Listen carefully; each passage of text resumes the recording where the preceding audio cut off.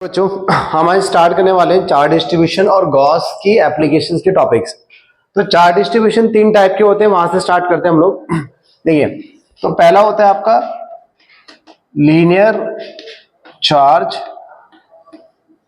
Distribution, और इसको density भी बोल देते हैं हम लोग, डिस्ट्रीब्यूशन, और इसको हम डेंसिटी भी बोल देते हैं।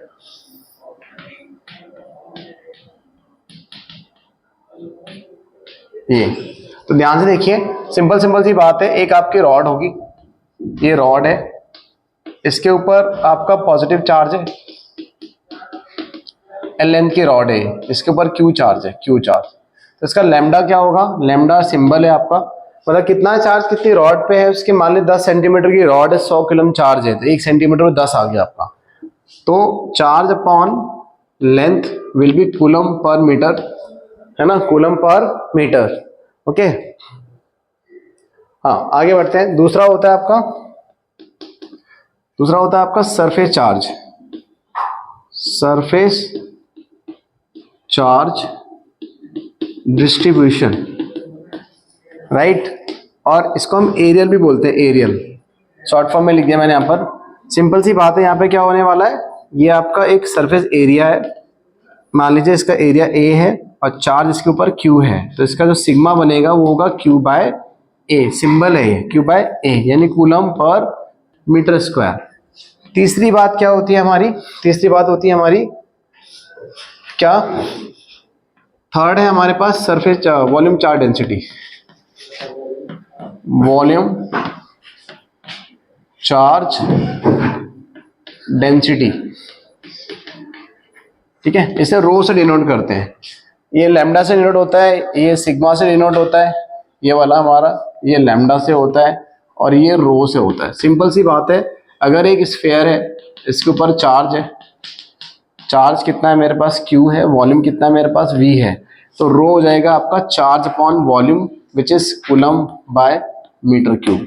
तो ये तीन टाइप के डिस्ट्रीब्यूशन है हमारे, ठीक है। फटाफट छापो इसको, फिर आगे बढ़ते हैं, स्टार्ट करते हैं बच्चों। गॉस की ना पहली एप्लीकेशन है एनसीईआरटी के मुताबिक आपकी इन्फिनाइट रॉड है कोर्स में। क्या है, इन्फिनाइट रॉड है आपकी, ठीक है।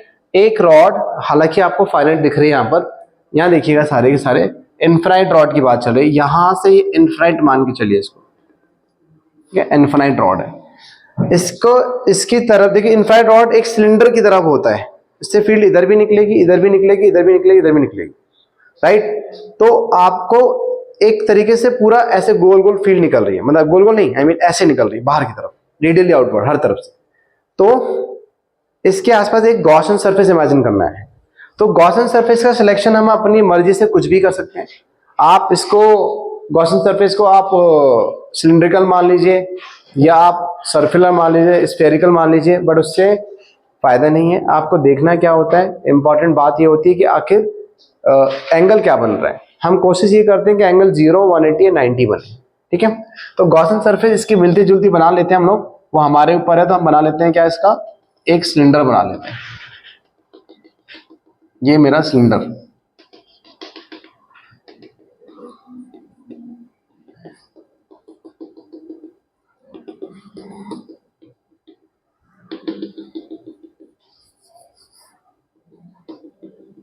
ये। तो इसका हमने एक रॉड को गॉसियन सरफेस के अंदर रखा, गॉसियन सरफेस हमारा सिलिंड्रिकल है ना। तो यहाँ पे देखो एरिया वेक्टर यहाँ पे कैसा बनेगा, इसका नीचे की तरफ बनेगा हमेशा परपेंडिकुलर, और इसका एरिया वेक्टर कहाँ बनेगा, ऊपर की तरफ बनेगा। DA2 बन गया हमारा, ये क्या बन गया, DA2। और तीसरा एरिया वेक्टर हमारा बनेगा इधर कहीं।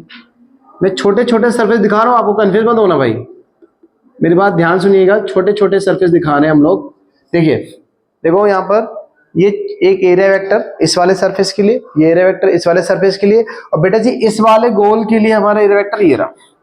तो यहां गौर से देखो एंगल कितना बन रहा है, यहाँ पर फील्ड के साथ कितना एंगल बन रहा है, 90। यहाँ पे कितना बन रहा है, यहाँ पे भी 90, और यहाँ 0। तो हमें क्या बताना है पता है, field due to this charge rod. तो हम क्या करेंगे, लिखेंगे बाय यूजिंग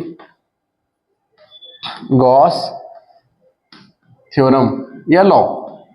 तो वो कहता है total flux is equal to integration of small flux, और यहां पे इंटीग्रेशन कर दो, छोटे छोटे फ्लक्स को जोड़ना पड़ेगा आपको, ये दोनों तो वैसे भी जीरो होने वाले हैं। Q enclosed bye epsilon not होता है यहाँ पर, क्यू एनक्लोज मतलब कितना चार्ज, इक्वेशन नंबर 1। तो ये हमारा इक्वेशन नंबर 1 हो गया। अब इसमें मुझे ये निकाल के इसके बराबर पुट करना है, मुझे ई निकालना है। गॉस का इस्तेमाल इलेक्ट्रिक फील्ड निकालने के लिए होता है, और यहाँ पे लगा दीजिए क्लोज का सिंबल। तो हम बोलेंगे सर इसको ले लेते हैं LHS को, तो वो क्या हमारे पास phi is equal to φ1 φ2 and φ3 guys. तो ध्यान से सुनिएगा, φ1 क्या है मेरे पास, ये रहा φ1, ये रहा φ2, ये रहा φ3।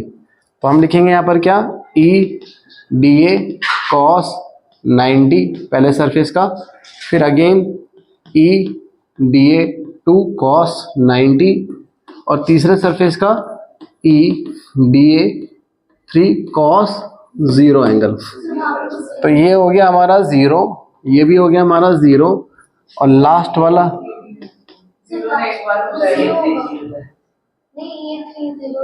ओ सॉरी, यहाँ पे 0 एंगल होना चाहिए था, ये 0 एंगल है, हाँ सही है। तो यहाँ पे देखो ये 0 प्लस ई बाहर इंटीग्रेशन आपका DA3 मतलब कर्व सरफेस एरिया। सिलेंडर का कर्व सरफेस एरिया कितना होता है सिलेंडर का, ये डॉटेड लाइन का 2πr/h। तो हम बोलेंगे सर E इंटू 2πr/h की जगह पे लिख दिया L, इक्वेशन नंबर 2। तो ये जो है इसके बराबर है, ये जो आपको फ्लक्स निकाला है आपने, ये फ्लक्स जो है ये और ये मिला के ये आ गया हमारे पास, इसको इसके बराबर कर दीजिए आप, इसके बराबर कर दीजिए। तो हमारे पास क्या हो जाएगा, फ्रॉम इक्वेशन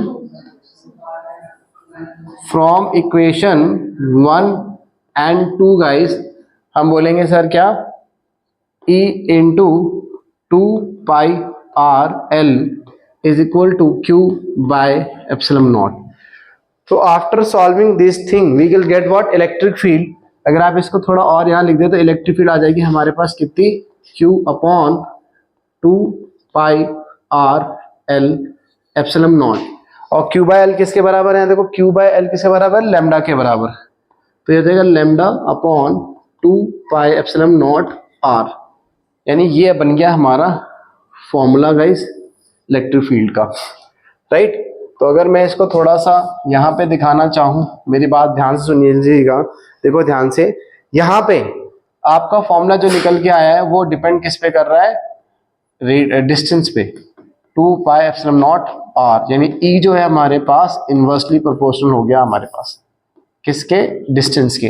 तो ग्राफ और बना लेते हैं ताकि वाइंड अप हो जाए। ग्राफ में आपकी इलेक्ट्रिक फील्ड R से इनवर्सली है, तो ग्राफ बनेगा rectangular hyperbola, field will decrease. तो this is how we have calculated the total field by Gauss law, right. Flux लगाया मैंने, गॉस लॉ लगाया, देखो इसका 0 90 बन रहा है, इसको इंटीग्रेट करना था, मतलब इसको इंटीग्रेट करना था इस कर्व को। यहाँ से हमने तीनों फ्लक्स निकाले, चार्ज बाय इसके बराबर रखा, हमारे पास जो ये इंटीग्रेट करके आया हुआ है E इंटू 2πr/L आया H की जगह पर, है ना। कर्व सरफेस एरिया क्या होता है सिलेंडर का, 2πr/H होता है। इसको उठा के यहाँ रख दो, इसको उठा के यहाँ रख दिया हमने, इसको नीचे भगा दिया, Q बाय L लैम्डा होता है, फॉर्मूला तैयार। E जो है R के इनवर्सली प्रोपोर्शनल है और इनवर्सली ग्राफ, ठीक है। इसको छाप लो, ये क्लियर हो गया। देखो अच्छा आगे आते हैं हम, जरा ध्यान सुनिएगा। हम ना करने वाले electric field due to infinite charge sheet. ये चार्ज शीट काफी बड़ी है, तो इसे इनफिनाइट मान के चल रहे हैं हम लोग। इस पे पूरे पे चार्ज है, एक पतली सी शीट है पेपर की तरह, उस पे चार्ज है, प्लस प्लस दोनों तरफ। हमने एक गॉसियन सरफेस माना है सिलिंड्रिकल, कैसा माना है, सिलिंड्रिकल गॉसियन सरफेस माना है। हालांकि कई बुक में क्यूबॉइडल भी दे रखा है, हमने इस गॉसियन सरफेस को बीच से पास कराया है। चाहे तो आप पूरा कवर कर लीजिए बड़ा बना के, उससे फर्क नहीं पड़ता, गॉसियन सरफेस की शेप और साइज पे डिपेंड नहीं करता है ना। तो बेटा जी यहाँ पे सिलेंडर है, इसका एरिया वेक्टर कहां जाएगा, इस तरफ, इसे मैं लिख लेता हूं DA1, और इसकी फील्ड भी जाएगी इस तरफ, तो एंगल कितना हो गया 0 डिग्री। यहाँ पे एंगल क्रिएट हो रहा है हमारा 0 डिग्री, तो यहाँ पे 0 हो रहा है।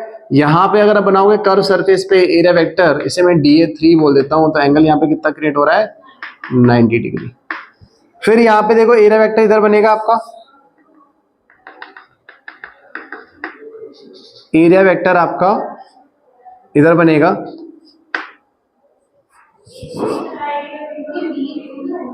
ऐसे करके DA2 होगा और इलेक्ट्रिक फील्ड ऐसे, तो ये आपकी इलेक्ट्रिक फील्ड।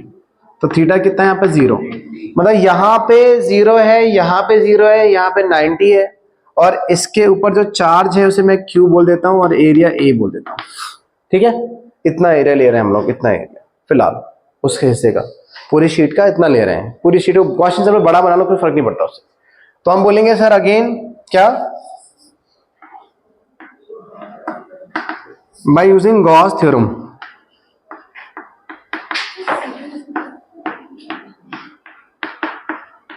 ध्यान सुनो, चारों फ्लक्स को निकाले, तीनों को, 1 2 3, 2 है हमारे, 1 0 है, तो हम बोलेंगे सर फाई, हमें पता है गॉस क्या कहता है, E dot DA is equal to Q by epsilon not. Okay, तो आपको पता है कि यहाँ पे आप जब करेंगे एनक्लोज्ड में, यहाँ पे एनक्लोज्ड में क्या लेते हैं हम लोग, पूरा चार्ज जो भी हमने कवर किया है। तो भाई पहले निकाल लो फाई, तो क्या होगा, EDA 1 cos 0 एंगल है, मतलब इस वाले सरफेस पे एंगल कितना है 0, फिर इस वाले भी एंगल कितना है 0, क्योंकि फील्ड इधर भी जा रही है, फील्ड हमारी इधर भी जा रही है बच्चों। तो हम बोलेंगे सर EDA 2 cos 0, फिर लास्ट वाला 90, EDA 3 cos 90। तो ये दोनों बचेंगे और ये वाला 0 हो गया, ये तो साफ दिख ही रहा 0 हो गया। तो आगे इसको सॉल्व करते हैं फर्दर। देखिए ये यहां पर है, आप लिखिए इसको, और बेटा यहां पे EDA, E को बाहर ले लो, DA1 प्लस E को बाहर ले लो, DA2, और लास्ट वाला 0। और वैसे भी इधर का एरिया और इधर का एरिया सेम होने वाला है, तो what we can do, we can write sir E into A plus E into A, so it will become what 2EA guys, 2EA। So हमने क्या किया, we have calculated all the flux by the sheet, we have taken the Gaussian surface in which there are 3 faces, 1 circular 1 cylindrical curve, sorry. तो यहाँ पे 90, यहाँ 0, वहां पे 0, ठीक है। तो ये हमारे पास आ गया, इसको आपको उठा के किसके बराबर रखना है, इसके बराबर रखना है। तो हम बोलेंगे from equation 1 and 2, from equation 1 and 2 ले लीजिए आप, equation 1 and 2 guys. So 1 and 2 के हिसाब से what we have to do, 2EA is equal to Q by epsilon naught, right, Q by epsilon naught. तो बेटा E कितना हो गया हमारे पास, Q upon 1/2 Q by A 1/एप्सिलॉन नॉट। तो एक बात बताइए, what is Q by A guys, what is Q by A, that is sigma. Sigma मतलब चार्ज डेंसिटी या सरफेस चार्ज डिस्ट्रीब्यूशन। तो हमारा फाइनल आंसर क्या आया, 1/2, सॉरी हमारा जाएगा sigma upon 2 epsilon naught guys. ये this is our electric field due to a charge sheet, ठीक है। I hope it is clear. हाँ छाप लो उसको। देखिए हमारी थर्ड एप्लीकेशन है, ध्यान सुनिएगा मेरी बात। इसमें थर्ड एप्लीकेशन में स्फेयर है। पहले आप स्फेयर को समझोगे, स्फेयर 4 कैटेगरी में होते हैं, हालांकि 2 होते हैं मेनली, एक कंडक्टिंग, नॉन कंडक्टिंग। कंडक्टिंग का मतलब है मेटल, समझ में आ रहा होगा मेटल, और एक है नॉन कंडक्टिंग जो कि इंसुलेटर काइंड ऑफ, इंसुलेटर कोई। तो उसमें 2 होते हैं, सॉलिड और हॉलो होते हैं। मतलब पहले 2 कैटेगरी, कंडक्टिंग, कंडक्टिंग मतलब मेटालिक भी बोल सकते हो और इसको मेटालिक बोल सकते हैं, और दूसरा होता है नॉन कंडक्टिंग, और एक तरीके से आपका इंसुलेटर काइंड ऑफ, मतलब काइंड ऑफ इंसुलेटर। तो इसमें 2 कैटेगरी, एक होता है हॉलो, हॉलो को बेटा स्फेरिकल शेल भी बोला जाता है, स्फेरिकल शेल, स्फेरिकल शेल। देखिए ये स्फेरिकल शेल है। स्फेरिकल शेल मतलब समझ रहे हो कि अंदर से खाली है, जैसे कि कॉस्को की बॉल मान लो मेटल से बनी हुई है ये। तो यहां पे नेट चार्ज जीरो होता है हमारा, नेट चार्ज क्या होता है जीरो, और यहां पे ई नेट तो क्या हो गया आपका जीरो, यानी इनसाइड क्या हो गया जीरो। तो आप बोलोगे सर और भी कुछ पॉसिबल है? हाँ बिल्कुल, अभी मैं पहले समझा दूं, पहले ये रट लो फिर उसके बाद आगे बढ़ते हैं। फिर दूसरा होता है आपका सॉलिड स्फीयर, सॉलिड स्फीयर, और वो अभी भी मेटल है किसका? वो मेटल का। तो मेटल के अंदर इलेक्ट्रिक फील्ड जीरो होती है, चाहे वो सॉलिड हो चाहे वो हॉलो हो, इसके अंदर अभी भी फील्ड क्या होने वाली है हमारी? जीरो। ये क्यों होता है आप फिलहाल इसको रट लीजिए, अगले चैप्टर में पता चलेगा। ठीक, अच्छा अब आते हैं इसके बारे में। यहां पर again hollow spherical shell, non conductor है भाई, नॉन कंडक्टर है अगेन सर, ये बिल्कुल वैसे ही बनाने का। तो आप कहोगे सर, ध्यान सुनिएगा एक मिनट, ये यहाँ पे भी अभी क्या है हमारा? फील्ड जीरो है, अंदर फील्ड हमारा इनसाइड क्या है? जीरो। तो आप बोलोगे ये तो सेम ही हो गया। हाँ बिल्कुल सेम हो गया, ठीक है। अभी समझाएंगे रीजन क्या है, फिलहाल समझो। इसमें दूसरा होता है नॉन मतलब सॉलिड स्फीयर, सॉलिड स्फीयर वो भी नॉन कंडक्टर, नॉन कंडक्टर। अच्छा एक बात समझना, इसमें चार्ज अंदर से लेके बाहर तक फैला रहता है, तो इसलिए आंसर इसका जीरो नहीं होता। ये हमारे कोर्स में एनसीईआरटी में नहीं है, मेंस में है, मेडिकल में है, मैं फिर भी आपको समझा दूंगा इसका, ठीक है, फॉर्मूला लिखवा दूंगा इसका। तो फिलहाल समझो हमारे पास देखा जाए तो एक, दो और तीन, तीनों में आंसर क्या है? जीरो। तीनों में आंसर क्या है? जीरो। अभी एक दो एग्जांपल लेके समझाऊंगा कि आखिर ऐसा क्यों हो रहा है, ठीक है। पहले इतना छापो जल्दी से। देखो हम समझाते हैं आपको कि आखिर फील्ड जीरो क्यों हो रही है गॉस के हिसाब से, समझना। एग्जांपल नंबर 1, ये आपका एक आपका होलोस्फीयर है ना, ये आपका होलोस्फीयर है, ये मेटल वाला पोर्शन है, दिस इज मेटेलिक पोर्शन। तो भाई मेटल के अंदर अगर एक पॉइंट ले लूं मैं ए, तो बेटा जी इस वाले पॉइंट पे इलेक्ट्रिक फील्ड हमेशा जीरो होगी, ठीक। अभी मैंने ना चार्ज अंदर रखा है ना मैंने सरफेस पे रखा है, तो ओवरऑल चार्ज यहां भी जीरो है, यहां भी जीरो और बाहर भी जीरो है। तो बाहर भी फील्ड क्या है? जीरो। अंदर भी फील्ड क्या है हमारी? जीरो। और यहां भी फील्ड क्या है हमारी? जीरो। देखो मैंने 3 पॉइंट बनाए, ध्यान सुना मेरी बात। एक पॉइंट मेरा ये, एक पॉइंट मेरा बी और एक पॉइंट मेरा सी। ए पॉइंट मेटल के अंदर घुस के है, ए पॉइंट मेरा मेटल के अंदर घुस के है, और बी पॉइंट मेरा मेटल के अंदर है जहां खाली जगह है, और तीसरा पॉइंट मेरा क्या? मेटल के बाहर।